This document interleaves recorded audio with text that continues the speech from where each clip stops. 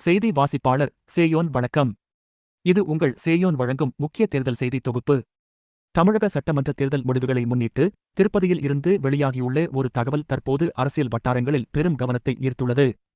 பிரபல நடிகையான திரிஷா தேர்தல் முடிவு நாளில் திருப்பதி கோவிலில் தரிசனம் செய்ததாக தகவல்கள் வெளியாகியுள்ளன. அங்கு செய்தியாளர்களிடம் பேசிய அவர், ரிசல்ட் பக்கா மனதே என்று தன்னம்பிக்கையுடன் தெரிவித்ததாக கூறப்படுகிறது. இந்த கருத்து தற்போது சமூக வலைதளங்களில் பரவலாக பேசப்பட்டு வருகிறது.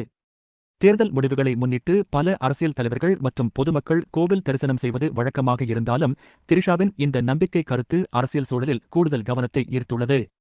அவரது இந்த தரிசனமும் வெளிப்படுத்திய நம்பிக்கையும் தற்போதைய தேர்தல் சூழ்நிலையுடன் இணைத்து பல்வேறு யூகங்களை கிளப்பியுள்ளது. அரசியல் விமர்சகர்கள் கூறுவதாவது, இது வெறும் ஆன்மீக நிகழ்வு மட்டுமல்ல, ஒரு நேர்மறையான சிக்னல். சில நேரங்களில் பொதுமக்கள் மற்றும் ஆதரவாளர்களுக்கு நம்பிக்கையை ஏற்படுத்தும் வகையில் இத்தகைய நடவடிக்கைகள் பார்க்கப்படுகின்றன.